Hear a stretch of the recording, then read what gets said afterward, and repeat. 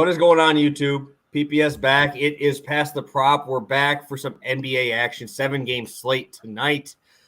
Some big totals tonight. Obviously, my Bucks are in action, so you know I'm a little hyped up. We're getting them against the Kings, 245 total, so you know I'm hyped up for it. Joined, as always, by my guy, Stu. How we doing?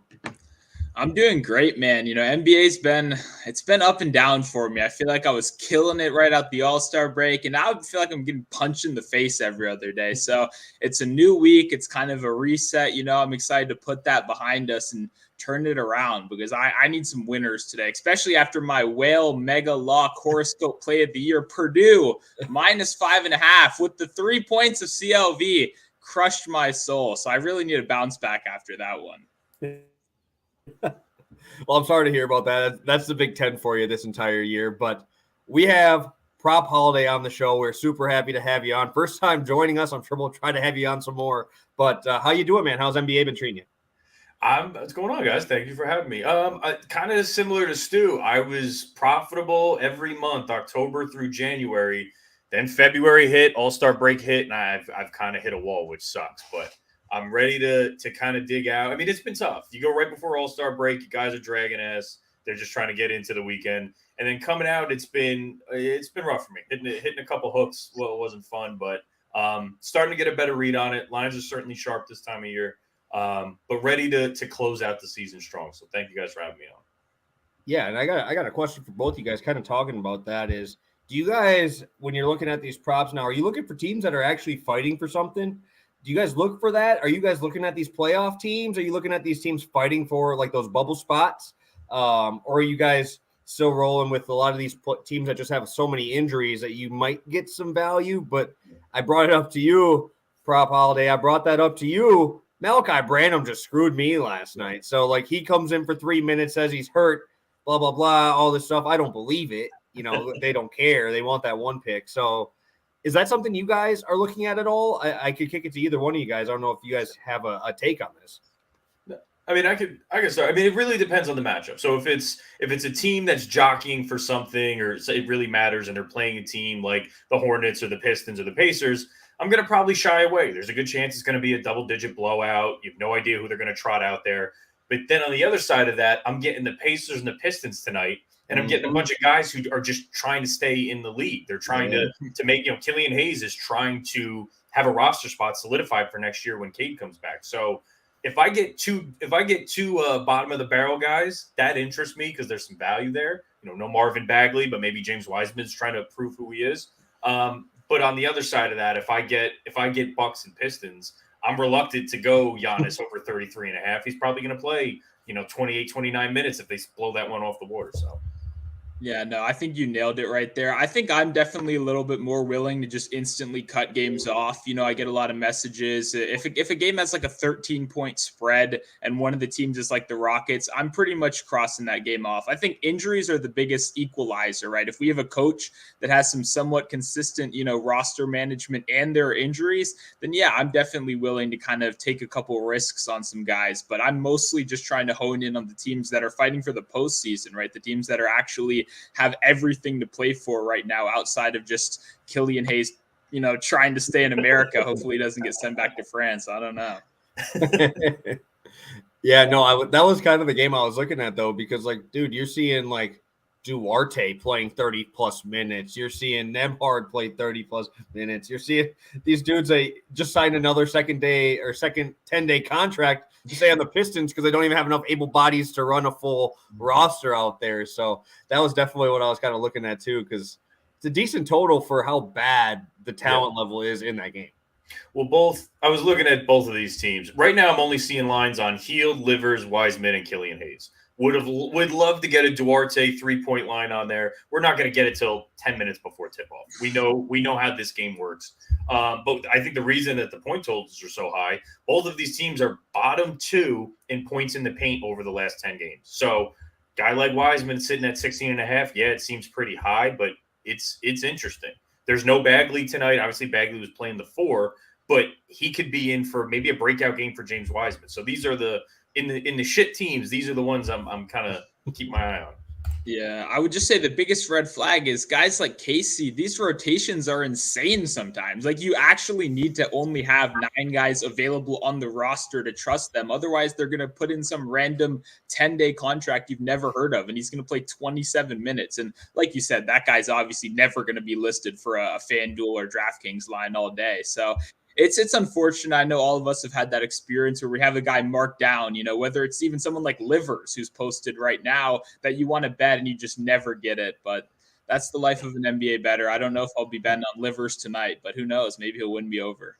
I was on him 2 nights. I got him at 11.5 points, I think, like 2 or 3 nights ago. Now he's at 13.5. So the books, they're catching on. Yeah. Yeah, and I mean, that Duarte look is going to be huge because I know that Buddy Hield is questionable today. Why would you even play him?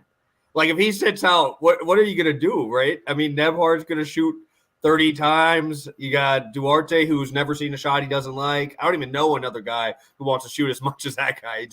It's we call him the black hole here, right? That those are the types of players that those guys are because you're not going to see the ball back after it goes there. So let's take a look at the chat here. We got a couple guys in here, 15 of you guys in the first 6 minutes. We appreciate you guys joining us this week, starting off your week right. We got Ahan in here, bringing up Killian Hayes. I see some Killian Hayes love over there on Twitter. He might be the most popular bet of the day so far. At least I've seen that.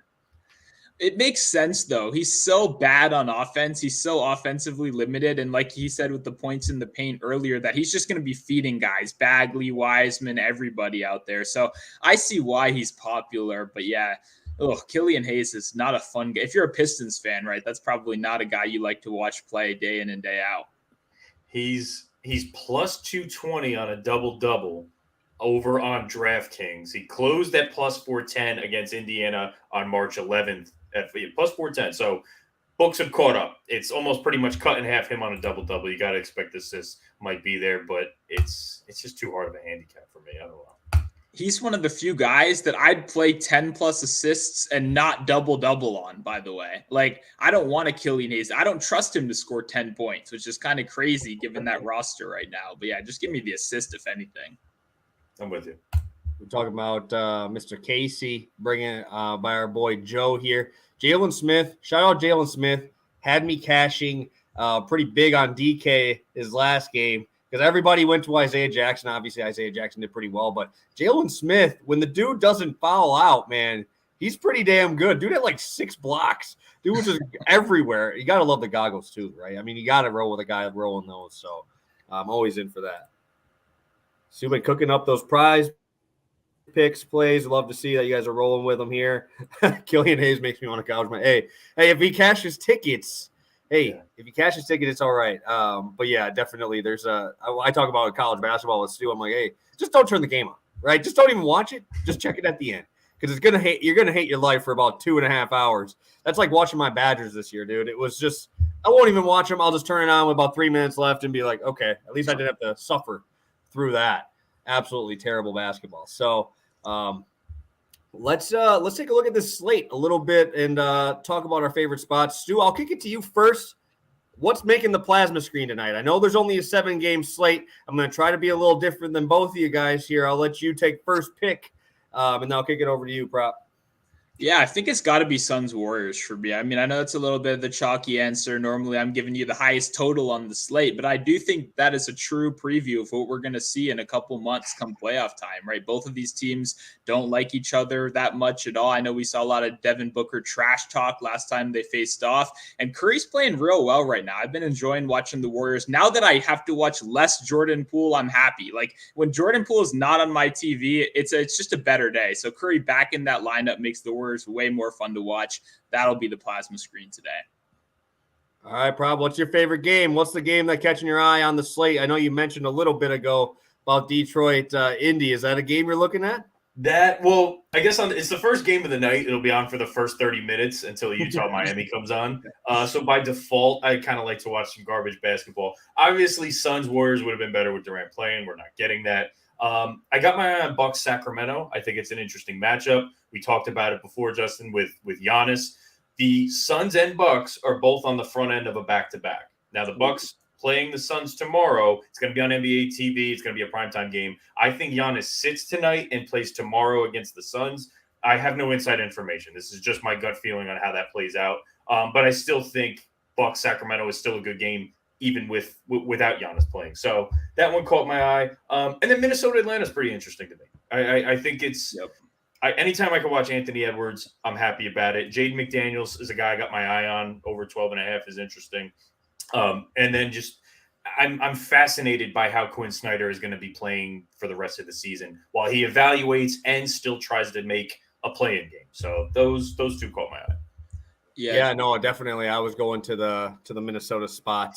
I love those fast-paced games. 244 total. Like that's something I can't get away from. A lot of props, obviously, getting a little boosted up a little bit, but I do like a spot, and that'll be one of my favorite plays of the night. We'll be talking about that game a little bit here. But yeah, I like that Quinn Snyder talk for sure. I think that's going to be an interesting dilemma down the stretch here to see how that playing time plays out, see how the numbers play out here down the stretch with Snyder there. Oh, yeah, and I actually agree. I think that's going to be a great game. I love the Capella kind of Gobert double big man. You don't see the traditional big square off as much anymore. And then one more thing, too, for those that don't know, Anthony Edwards is from Atlanta, and he did play his college ball in Georgia. So it's a little bit of a homecoming game. Mm-hmm. I bet there'll be tons of friends and family there as well. Smart. Hey, you saw my first number. You saw my first line of my pick there, Stu. You're doing it. Okay. You're stealing my stuff there, but I like it. I like that you were on that. Hey, I love hearing Stu talk college basketball too. So. Oh yeah, well, we'll see how long that lasts. Okay, we'll see. I think we probably want to stick to NBA today, and people can come back on Wednesday, Friday for that. All right, let's. So I see a lot of guys talking about plays that we're gonna actually kind of get to here. So, let's kick it to you, Stu. Actually, no, we'll kick it to you. Prop. We'll kick it to you because somebody's talking about our guy here, and I know Stu's going to back you up to the end of time. He's probably the biggest Tyus Jones fan I know, so I'd love to hear your talk here on Mr. Jones tonight.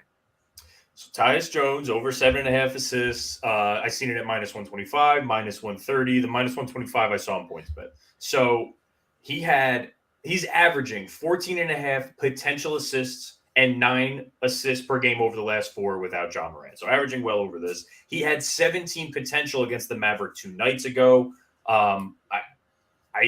If you look at that game, Jaren Jackson shoots his 3rd worst shooting percentage of the entire season. He goes 3 for 12. He shoots 25% from the floor.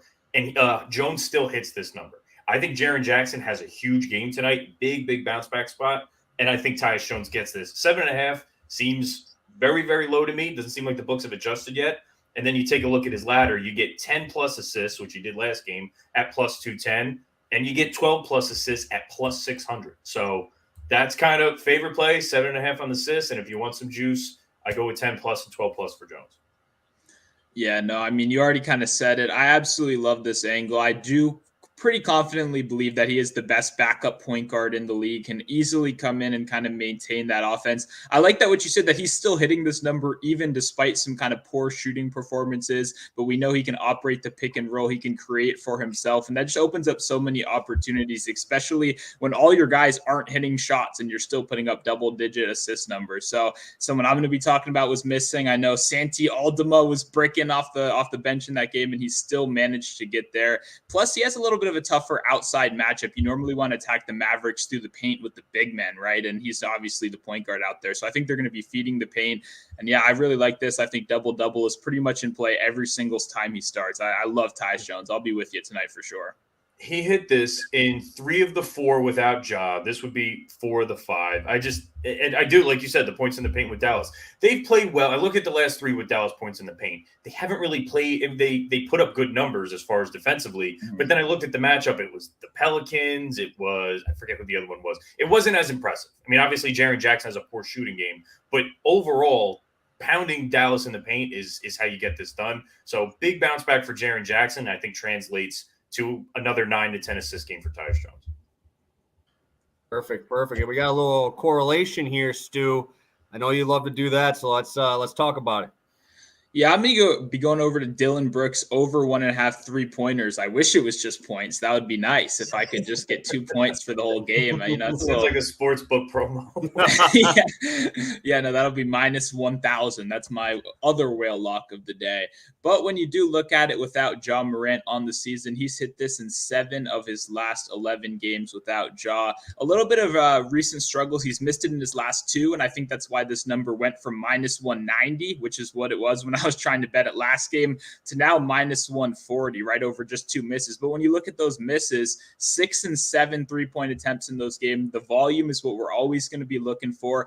And hey, we can say it over and over and over again. Dillon Brooks needs to focus on being that lockdown defender. He needs to stop shooting so much. We've been saying that for 3 years. It's never going to happen. Dillon Brooks does not see a shot he doesn't like. He's going to keep putting them up. I like that he took 7 in last game. He only made 1, but I really do think we're going to continue to see that high volume. It's pretty much, he's guaranteed 6 3-point attempts without Ja Morant in the lineup. He's done that every single game so far this season. I think it's just clear that if he's going to get 6 attempts, we're going to get a pretty solid matchup against the Mavs. Teams don't really respect Dillon Brooks' shot, so when you look at shot quality, it's actually really good. He ranks very well in a lot of the shot quality metrics with some real poor scorers, guys like Isaac Okoro, guys like Reggie Bullock, who are getting really wide open looks. Brooks is in that same kind of category. So I'm going to go Dillon Brooks over 1.5 threes, minus 140. I'm playing it for half a unit because of the juice right here, but got to keep in mind, this has been like minus 160, minus 190 these last couple of games. I think they're overreacting to 2 poor shooting performances right here. Yeah, we always talk about recency bias being a huge thing in the NBA. We always love to take them before that bounce back happens here. This is definitely a spot. We love talking volume. I mean, you're going to have a guy here who, if he touches the ball, you know it's going to probably go up, even if he has just 1 little inch of space. So obviously we love talking about the volume in the minutes as well. So somebody's got to step up, right? Somebody's got to step up in the Ja Morant absence. Might as well be Mr. Jones and Brooks here as well. Any thoughts on this one, Prop? No, I'm with you on it, man. And if to that point, if Dallas starts struggling again, defending in the paint, they start collapsing, bringing guys a little bit closer to the inside, you're going to get more open looks. So I don't mind the 40 cents on the dollar for this. I do think it's an overreaction. Any guy who's going to be launching 6 or 7 threes, he's got to be going 30%. So yeah, I like it. And 2, Desmond Bane's going to get Reggie Bullock, right? Desmond Bane's going to be the priority to kind of slow down on defense, and that means he'll be getting the tougher matchup. So Brooks should have plenty of. They sag off on those pick and rolls, on the pick and pops. They give him space. They're like, yeah, Dillon Brooks can shoot it. If he makes 3 threes, then that's kind of, we'll allow that. So I'm hoping that happens. I'm hoping, he turns it around for us a little bit, no matter how much people may hate him on Twitter. Hey, maybe that's bringing that line down too. People just betting that under because they don't like the guy. Hey, it's still money in the bank if it cashes here. So, unfortunately, I'm not going to stay in the same game, guys. I got to ruin the mojo here, and I'm going to the game we talked about a little bit earlier, and that's Minnesota here. And I'm going to points, rebounds here. I know there's been some love for points, rebounds, assists, but when I look here at this matchup, we could see Rudy Gobert sit tonight, right? He's questionable. We've seen a lot of questionable tags on Gobert so far this year. And it's over 50% that he's sitting on these games. So when we look at it, I'm just going to take the assists away because if Naz Reid plays, I tell you, Stu, all the time, Naz Reid, top 5 player in the NBA when he starts. So he's not going to be shooting it right away either. He's going to make something happen on his own there. But what I do like to talk about is how bad Atlanta is defensively, bottom 10 in points allowed, bottom 5 in defensive rebounding, bottom 10 in field goal percentage and field goals made, 3-point, bottom of the league. So anywhere we go, Edwards is going to really be the focal point here of this offense. And also, he's top 10 in drives per game as well. And I know we talk about Atlanta struggling in the paint.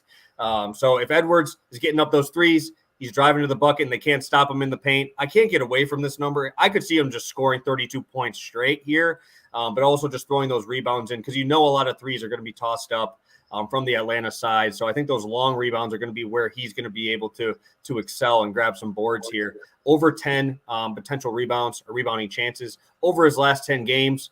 And if Gobert does sit, which I think, honestly, it's a true 50-50 call here, I think we could definitely see him hit over that rebounding number, which I think is only sitting at 5.5.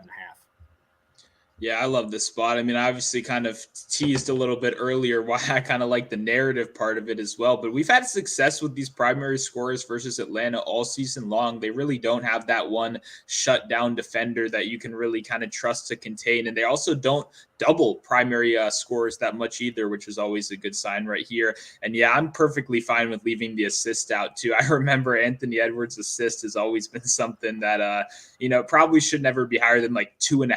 So it really doesn't matter who the primary ball handler is. He's not really a guy that I'm necessarily trusting to distribute in that way. So love this spot. I think he might cover this in points alone tonight. Yeah, I want to make sure I switch that. I was going to say, just for the hell of it, I looked up Anthony Edwards last year in Atlanta to see if there's any correlation to playing in front of his family. He went 7 for 16, 4 of 10 from 3-point. He finished with 20 points. You go, oh, there's really nothing there. He only played 23 minutes. He got up 10 3-point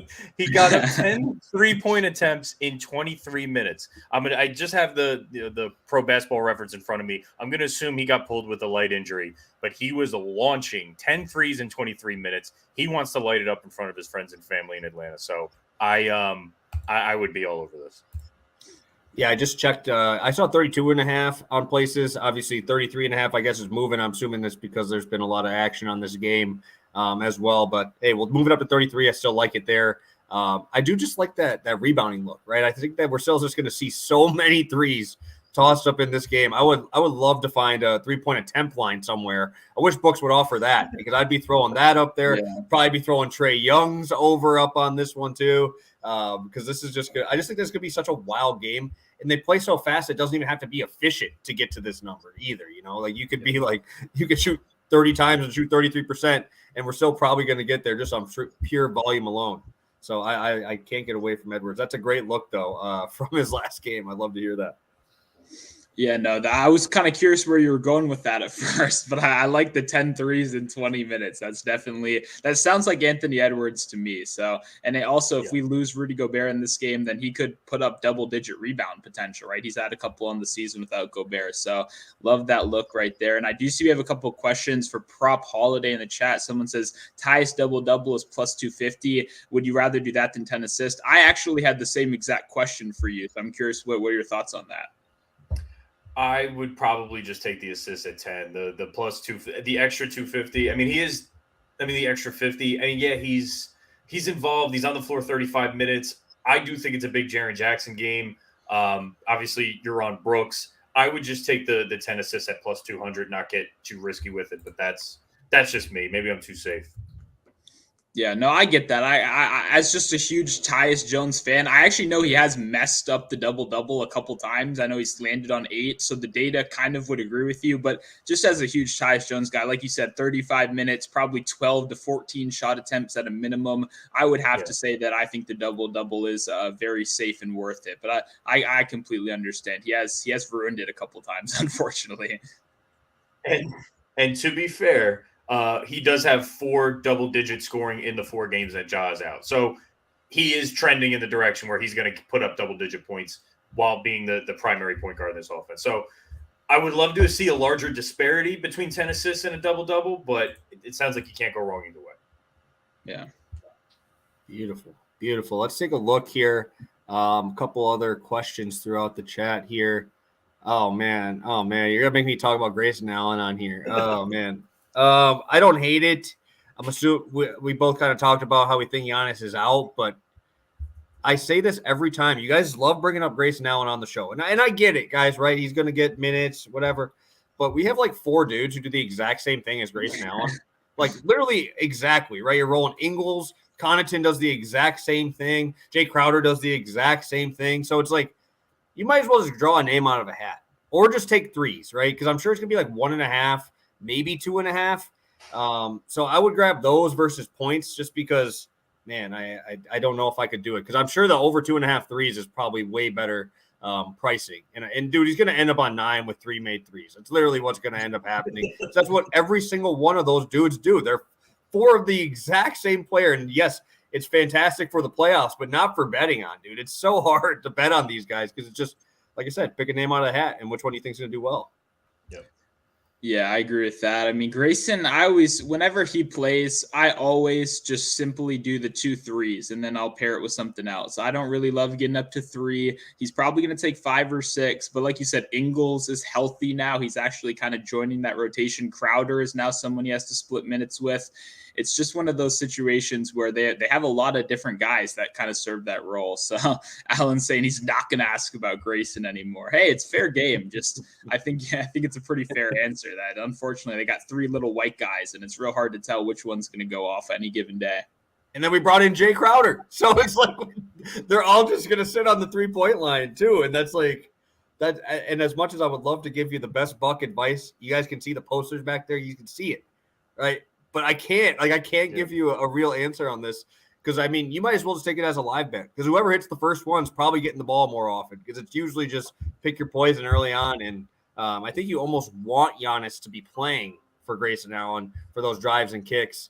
And now Middleton's also getting 32 minutes. Like, it's just tough right now because all 3 of them are playing at such a high way together. So it's just tough for me to want to give you that because if I'm going to give you a Bucks line, I want to give you a banger, right? I don't want to give you a chance where it's like volume might just not be there. Very true.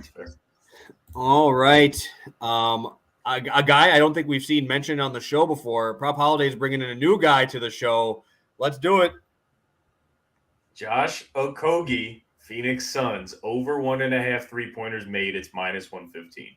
I was on him 2 days ago and Saturday. His over 1.5, I think, was plus 116 or plus 130. He goes 3 for 6. He plays something like 33 or 34 minutes. He's starting in place, call it in place of Kevin Durant. He started alongside Kevin Durant.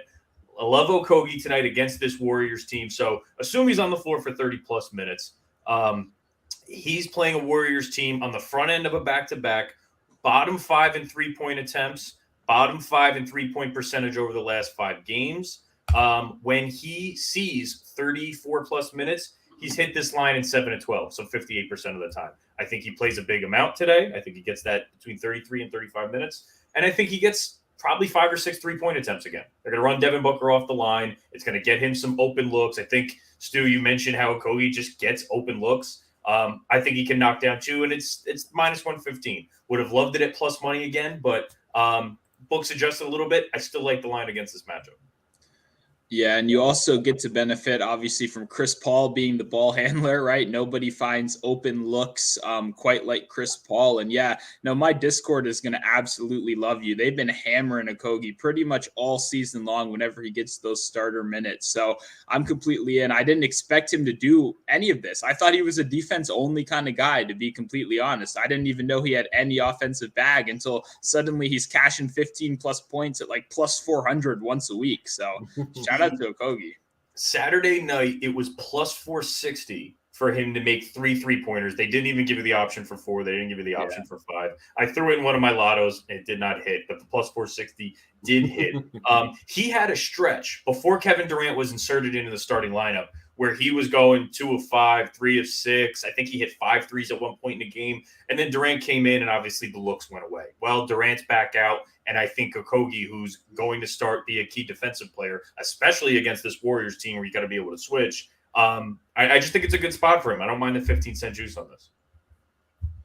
Yeah, you guys know him better than me. I just see him cashing long shot tickets like crazy on Twitter, usually at 11 p.m. after the whole slate's over. Everybody's just cashing these Okogie tickets, and I just never have bet them. So I feel like if I jump on the train, I'm just gonna be bad luck. So I'm gonna let you roll these. Obviously, I've seen him cashing some pretty big lottos for some people in like some 2 or 3 legs, and they're getting like plus 10,000 on them just because they're getting such big odds on Okogie. And yeah, he went on like a week stretch there. I know exactly what you're talking about because on DraftKings, if you didn't play him, you were screwed. You just literally had to play him. He was so cheap. No one wanted to play him because it's like, oh, he just did it last game. He's going to do it again. And he just kept doing it. So, yeah, he was I definitely am familiar with his work, especially on the DFS side of things. So, a guy that I actually know a little bit more of, we'll kick it over to Stu here. I know him a little bit better. I bet on him a couple more times. Yeah, no, we're going Stephen Curry over 28.5 points, minus 105 on DK, Caesars, MGM. Although it's already moving on FanDuel to minus 120, and I expect it to keep moving in that direction as the day goes on. I had Curry in the last game. It looked like he was going to lose, but hey, that overtime kind of came in clutch. He caught absolute fire, saved his team, and guess what? They're playing at home, which means they actually have a chance to win, because I don't know if you guys have been watching the Warriors this season, but for whatever reason, they're like the worst team in the world on the road. So I really don't look at home road too much in the NBA, except for a couple given players. My guy Trey Murphy, who can also only hit threes at home, as we saw yesterday. But Curry's one of those guys. So now that we're at home, I do feel a little bit more confident. And guess what? He's come back from injury. It's serious now, right? The Warriors they're not in a great place. They're not the usual coasting to the 1 seed. They're fighting just to stay out of the play-in tournament. The West is extremely close right now. And I think Curry's obviously taken that pretty personally. And we can see that through the field goal attempts in his last 4 games since coming back, averaging 13 3-point attempts per game. He's had 10 plus in 3 of those 4 games and averaging, 33 points per game over in every game except the first one against the Lakers, where he only played 32 minutes. He was on a light minutes limit, right? 32 is still a pretty good serving, obviously, but these last couple games, now we're seeing 35 plus in every game, and I expect to continue seeing that going forward. So I love what Curry's doing out here. He has averaging 31 points against the Suns this season, and that's with Bridges. That's with arguably one of the best defensive players in the league, especially for a guy like Curry. Okogie is actually a really good defensive player. I don't want to discredit him too much. I've been very impressed, but he's clearly not on the same level as Bridges, and even if he was, there's really not a single person that's going to slow down Steph Curry if he's going to continue to shoot it 22 times and take 10 threes a game. So I love the volume. I love that it's crunch time. I expect him to keep on shooting. And honestly, I think this might be one of those props where I think I might just have to be taking it almost every single game, right? I mean, this is a serious rivalry game. Curry has all the volume in the world. Wiggins is still out. That's a huge piece people aren't really talking about. He has some personal stuff. I'm not sure exactly what's going on, but think about how they replace Wiggins, like 15 points per game in production. It's more Kevon Looney minutes. It's more Draymond Green minutes. Those are minuses on offense, more opportunity for Curry. I think he keeps it going. I think I'm going to have to start playing the 40 points as well. I do like kind of laddering it. I think he's kind of due for like a 45-point game. He's hit this in 3 of the 4 since he's returned. One of those games was for 40, and he's a consistent. His floor is 19, 20 shot attempts a game, and that's not including threes. His floor for threes is probably 10. So now I'm with you, man. 28.5. As long as you can get it under that 30 line, I'd be pretty happy with it on any given night.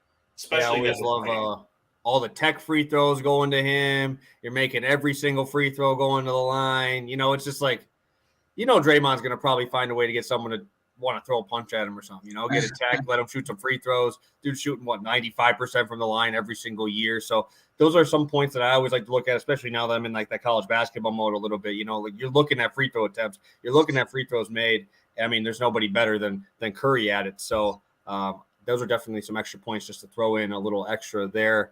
And I'm going against my Bucks today on one of my plays. I don't bet on my Bucks much.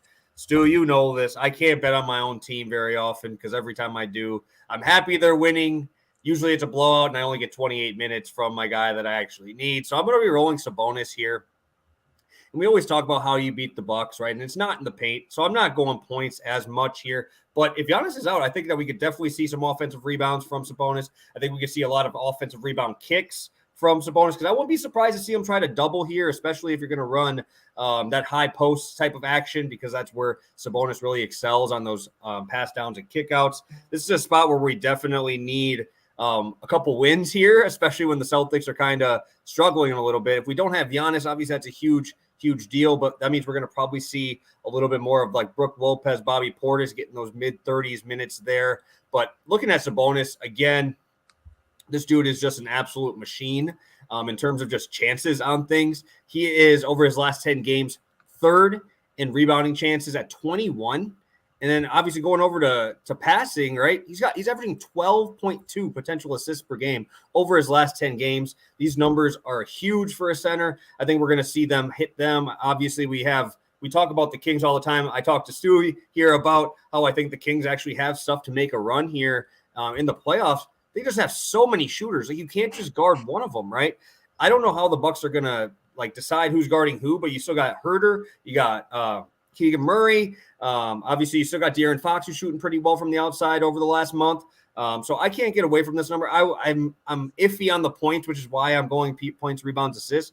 But I could see a 15 to 18 rebound game from Sabonis in this one, just because they're going to be chucking up threes, long offensive rebounds. I wouldn't be surprised. Again, this is a spot where we could see 30 to 43s attempt by the Kings in this matchup. And Sabonis ain't going to be out there, right? He's not going to be out there chucking them. So I think he has definitely an opportunity to grab those rebounds. I just want the assist because dude has been just feeding the ball as of late. I think we could definitely see triple-double possibly. I know he has 2 in his last 3 games. Definitely something that I like to see that he's actually hitting these numbers. Yeah. No, I actually went in a similar way, but I did end up going with the points, Justin. I went over 30.5. But for me, it really was the number. We've seen over the last 10 games, his point rebound total was at 34.5, as low as 29.5. So getting this opportunity against a team that I think the Bucks were worst in offensive rebounds over the last 10 games, something like that. And the fact that Giannis may not play, I think gives him a leg up. If he can get to 17 or 18 points, I think that's really his floor, at least for me. And then he could be at 14 or 15 rebounds. He had 22 and 13 against the Bucks earlier in the season, and that was with Giannis. So I feel even more comfortable. Big thing for him with the points, can he get to the free throw line? Can he get between 6 and 8 free throw attempts? And I think that's what would put him over the edge of the points and rebounds. But we're completely aligned on the rebound piece tonight against the Bucks, with or without Giannis. Preferably for me, without Giannis. Mm-hmm.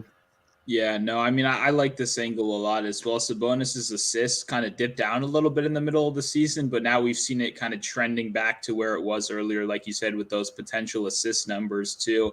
It's one of those spots where you kind of mentioned it, that this was the first kind of long shots that we're looking at is who's going to hit the threes for the Kings, because they're going to kick out, right? We know the Bucks give up tons of these outside shots. That's kind of the one-shot profile that their elite defense does sacrifice, right? Whether it's Giannis and Lopez or just Lopez and Bobby Portis, those guys are not really allowing points in the paint. They're going to shut down that restricted area as best as possible and kind of force those kickouts. And we know Sabonis is obviously a willing passer. So I definitely like this angle right here. I think this will be a very close competitive game, and I think Sabonis will have plenty of opportunity to rack up the RA.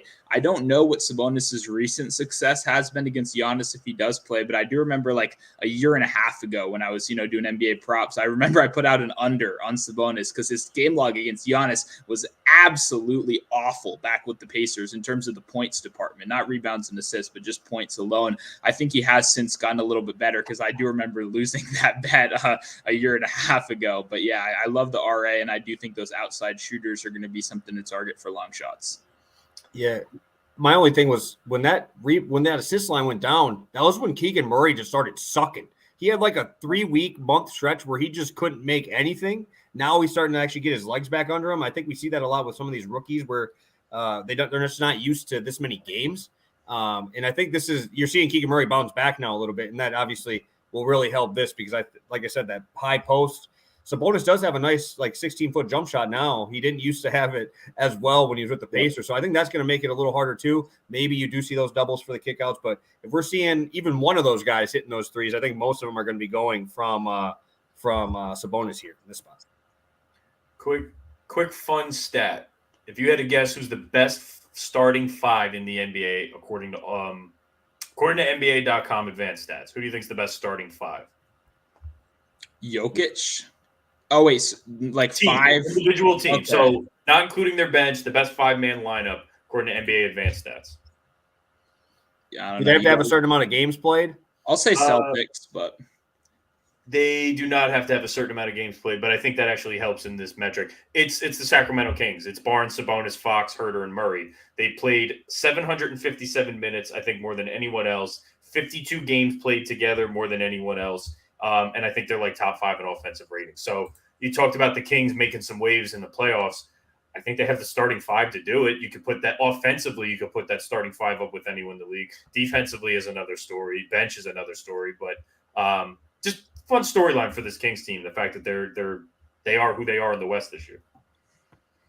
Yep, and Jay, close your ears in the chat. I'm looking forward to fading that team come playoff time, baby, because, hey, regular season Warriors, I respect it. They brought their city back to the playoffs, but we'll see how that lasts in playoff basketball, won't we? All right, just one thing I want to get out to Stu, just because I know he's going to talk shit on the Kings, and that was one of my big stands, was when they're going to beat, whether it be the Lakers or the Warriors, whatever. I said one of them. Let's take a little quick shout out to my boy Kevin Knox for a 14-point game in 9 minutes last night. Yes, that was my one guy that I saw on that trade. I'm like, hey, he's gonna find something. He's gonna do something in one of these games. Hey, it took him like a month, but hey, 11 minutes, 14 points.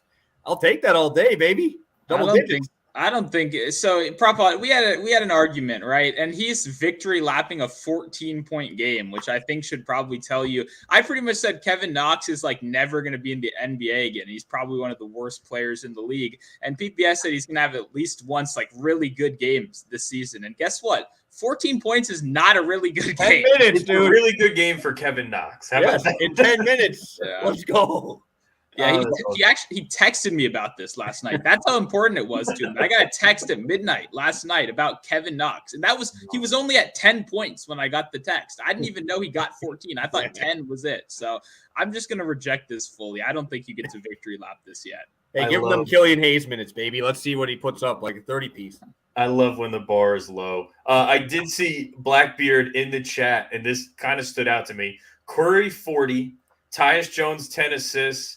Sabonis with a triple-double is 125 to 1. That's totally worth $5 to me. Oh, I spent $5 on worse things for sure. Oh yeah, 100%. That one caught my eye, Blackbeard. I think that's a fun one for a rainy, crappy Monday night on my end. Why not have something to get your hopes up for? Curry, I like that a lot. One 40-point game from Curry in the 4 games he's returned so far. We like that possibility. Tyus Jones 10 assists. We know that one is, knock on wood, been pretty safe. And then Sabonis triple-double. If we get no Giannis, I'm loving the Sabonis triple-double. All right, about to unload the bankroll. Give me that whale. Give me that Purdue whale.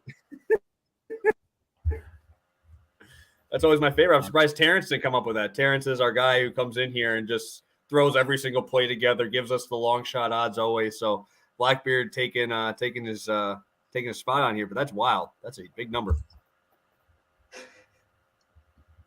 All right, I'm just taking a look at the chat here. Jay bringing up the spicy futures odds on those Kings. Hey, I'm in with you. I'm down. I'm down for it. Only reason I don't know if I am is because I saw Kendrick Perkins talking good things about the Kings, so I don't know if that's a good thing or not. Probably a bad thing. So that almost makes me kind of go away from a little bit. This is another combo. We have Turbo in the chat bringing up the Okogie threes, mixing around with that Curry 30 points. Still almost 7-1. I think that definitely has better odds than that.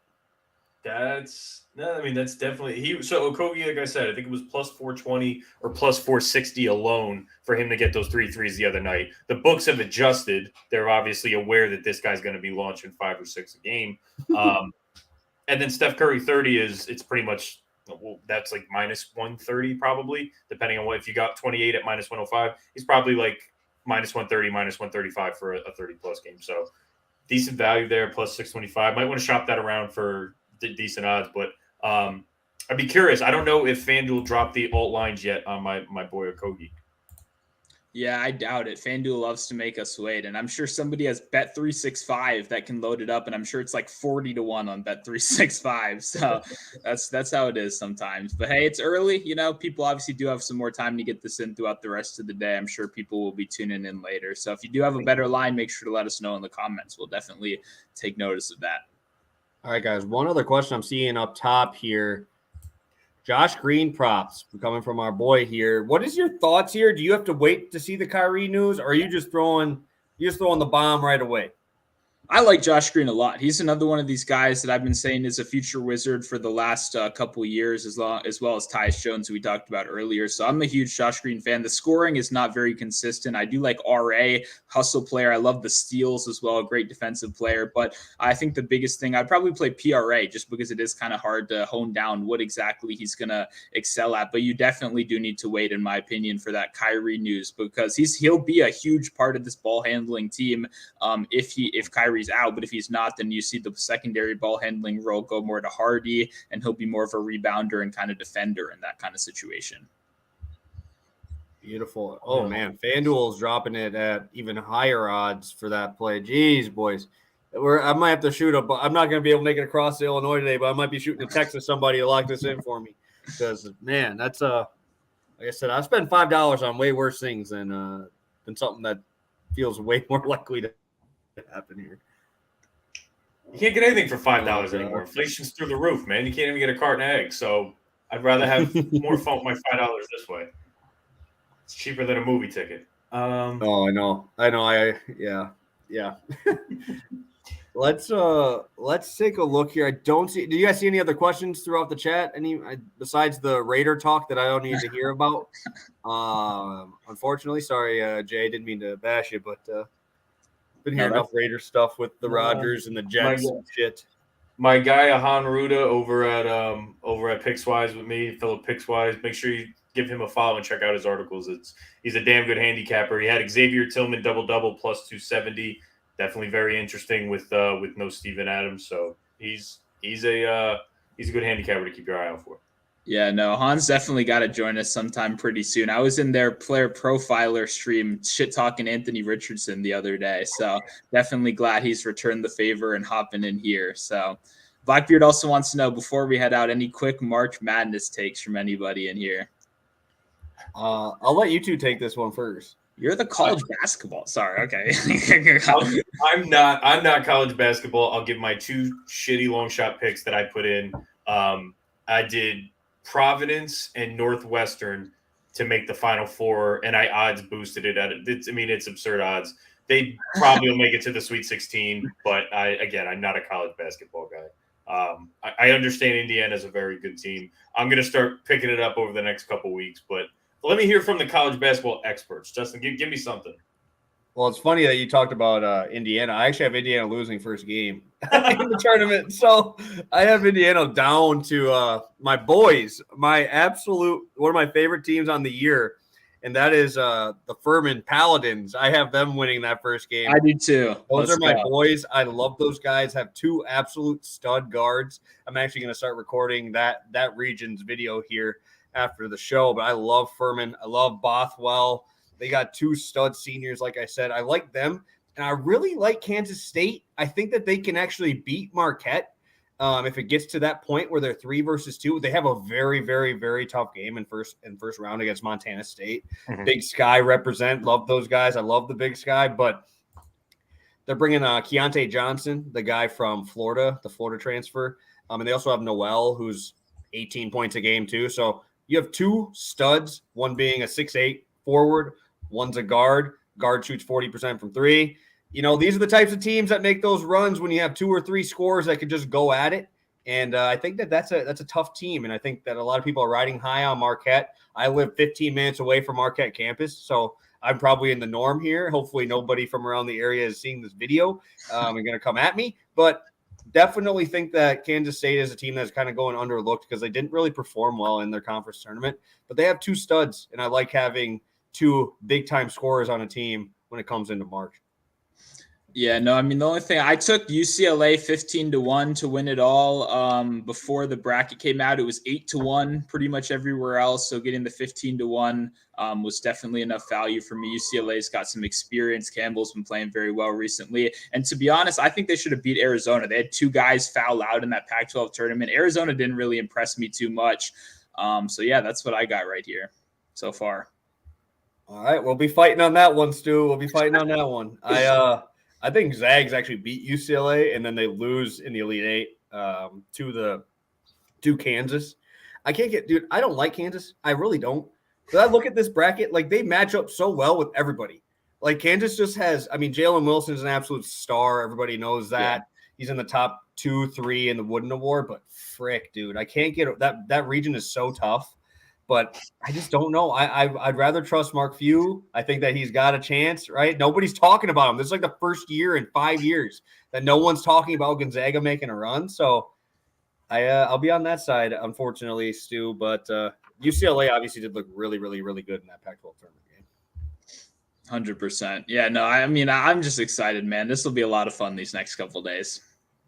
Perfect. Well, let's go to a quick recap. Sorry, I didn't mean to have the college basketball take stuff away. I blame Blackbeard for that. So let's quick recap. And if you guys want to throw some long shots in here, we'll get that in there. I know we got to pop out of here shortly. So let's kick it over to you, Stu, to start us off, and then we'll get prop holiday spots.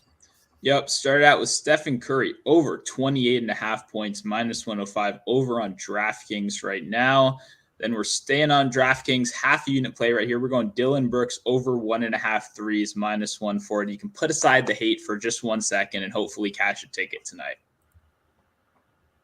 And I'm Tyus Jones for 1 unit over 7.5 assists at -125. My juiced up play is his alt lines. And it's 10 plus assists is +210, 12 plus assists are +600. So like that for my long shots. And then Josh Okogie for a half a unit over 1.5 3-pointers made. I actually just checked FanDuel. We were on the stream. It's -104. His alt line for threes is +340. If you want to get it to 3+, they won't give us 4+ on Okogie, but Okogie and Tyus Jones are my two guys tonight. I think they catch for us. We're going to Georgia's own Anthony Edwards over 33.5 points, rebounds. I'll talk about a long shot here in a second with him involved. And then Domantas Sabonis over 19.5 rebounds, assists, -105. I want to make sure I get the long shots in here. You said 12 assists was how much there? It was +600, at least before the pod it was. 12. I know people want to throw in a crazy long shot here, so we'll put that as our first one up there. Stu, you got a long shot for us? I do, and I ended up going with Malik Monk to make 4 threes at +750. The reasoning for this one is that Malik Monk has taken advantage of Keegan Murray being pretty much benched in back-to-back games due to bad defense, especially if Giannis plays. I do think we could see maybe that happen again, and Malik Monk has been the beneficiary. There's so many guys. You pretty much nailed it with your Sabonis analysis. There's so many guys that are going to be chucking up threes. So when I look at the odds, I see Kevin Huerter's only +270 for 4 threes. Keegan Murray's +450. Malik Monk is +750. I think any one of those guys has a good chance of getting it. I don't think the discrepancy kind of warrants it, though. So I think Monk has just as good of a chance. He's hot right now, 4 threes in back-to-back games. I'm going to trust Malik Monk to keep it going. Well, boys, this is going to be a pretty fat parlay if you guys want to roll it here. I couldn't let Stu be higher than me on the long shot, so I had to wait to see what he had. Anthony Edwards has grabbed me a double-double on rebounds tonight. I'm calling it right now. +850 is +650 on FanDuel, +850 on DraftKings. I said 5.5 rebounds was a spot I really wanted to play, but I'm going to take the points rebounds for my biggest play of the night, at least so far.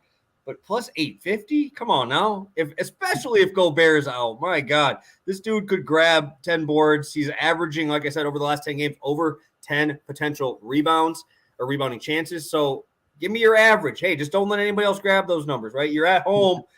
You might as well go for the triple-double while you're at it. They don't even offer that, so because it's been too high. But I'm going with this one. Almost 9-1 on this. Come on, Anthony. Just grab those boards.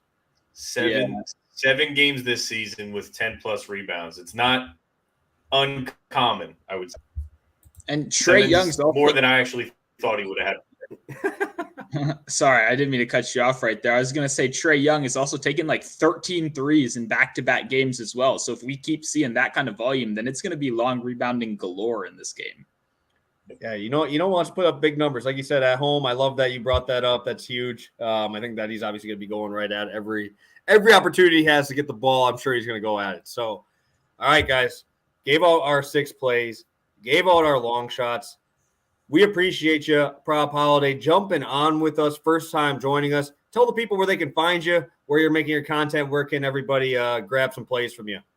Sure. I'm on Twitter at Prop Holiday with 2 L's, Instagram the same thing. And then all my picks are through Pickswise.com. You get them on the Pickswise app, you get them on the Pickswise site, and I usually put them up on my Twitter feed. So thank you guys for having me on. I'd be happy to come back if you'll ever have me. But no, it's been awesome. Best of luck tonight, and I'm really liking our long shot. Yeah, no, and I just want to say, too, this is long overdue. We've obviously known each other on Twitter for like 2 years at this point. I mean, both been kind of grinding the same way. Prop Holiday is 100% a great follow. Smart guy, great at what he does. So make sure to give him a follow if you haven't already. And, yeah, we'd be more than happy to have you on. Thank you, fellas. Thank you guys for tuning in. Again, if you want to follow Prop Holiday, grab the link in the description. We have his Twitter there. Bring you right to his page. So thank you again, Prop Holiday, jumping on with us. Thank all of you guys for jumping on with us on your Monday afternoon and hopefully cashing in on a nice fat 125-1 ticket with us because it's coming through. So have a good one, guys, and best of luck on all of your bets tonight.